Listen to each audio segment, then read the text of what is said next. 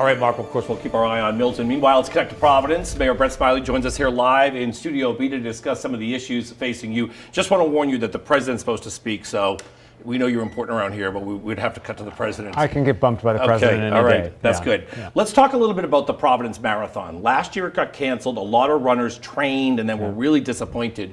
Where are we in the stage of bringing it back? We have good news. I told Emily before we got started today, she's got to get her sneakers ready because the Providence Marathon is returning. It is. It is. So we went out to for a request for proposal for a new organization to run a safe and really exciting marathon that takes into account the road closures that we have because of the Washington Bridge. Those were our two issues last year, safety and road closures. We've got a really great partner. We're going to be making an announcement very soon. Registration will be live very soon.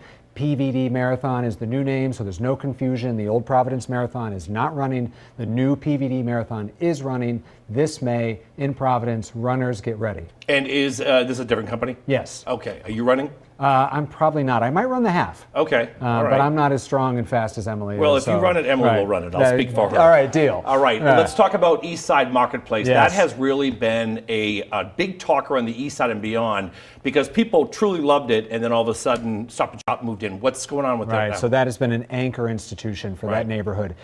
We have been working closely with the shopping plaza owner and prospective tenants, and I want to let residents know that we feel very confident that there will be a new supermarket. It will be a supermarket to meet that need of the neighborhood.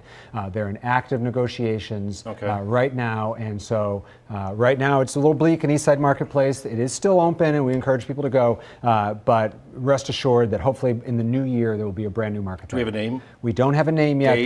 Market Basket? There are a couple tenants that are interested. They are all supermarkets, and they will meet the needs of our residents. I want to hold you there. We have to take the president who's speaking Hurricane Milton. Let's get back to our questions. So we broke two big stories here right now. We have a supermarket coming to East Side Marketplace. The Providence Marathon is back. Washington Bridge grant. Yes. So almost 700 businesses in Providence have applied for it. It's almost 10 months since the bridge closed, and now the decision process. This is a lot of work for $2,500. It is, and we've heard that from folks. For some of these folks, they went through something very similar during the pandemic, so it's a familiar process.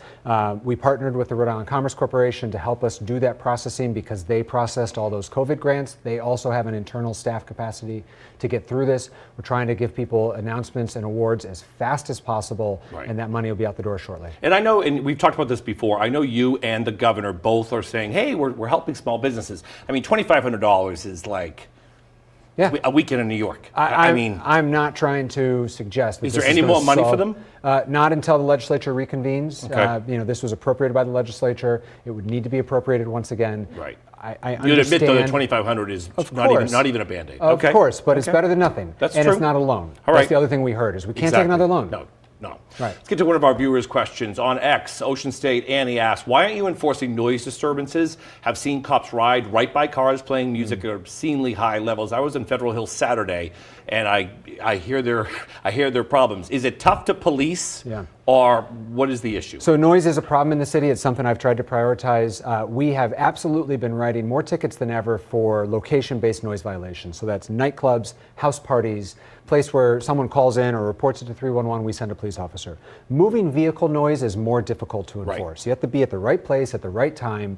And so last year during the General Assembly, I had a proposal for sound cameras. So just like a speeding camera, noise violation takes a picture of your license plate, mails you a ticket.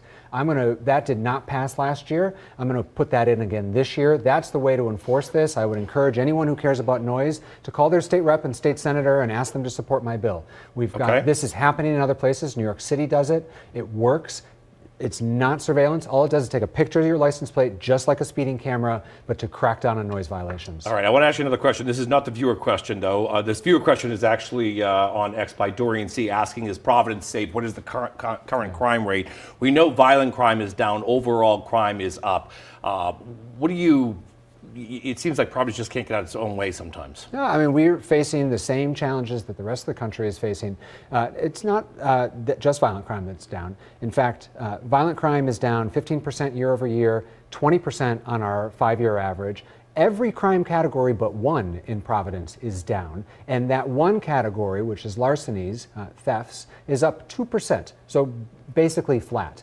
So our crime statistics are good, but I understand. Well, I would say, I mean, good might be a stretch to some people. 20% down on a 5-year average and 15% down year over year is good. Overall crime up, though, but in August alone. August was a rough month. Okay. And we go through these stretches, and I'm not making light of it, but the year-on-year crime numbers are down, and they're good. But I understand that no level of crime is acceptable. Right. There's no level of murders that are acceptable. We have a surge, a flood of illegal guns in our community. We're seizing more guns than ever. We have more police officers. I'm now recruiting for my 3rd police academy in 3 years. The last administration did 3 police academies in 8 years. So we're staffing the police department properly. We're seizing illegal guns. We're making progress. But no, residents of Providence, visitors of Providence, business owners of Providence, there's no level of crime that's acceptable to me. Absolutely and we not. are trying to manage to zero. Okay. Mayor, we're going to stop you there. Thank you so much for the interruption. We broke 2 big stories here. We always love that.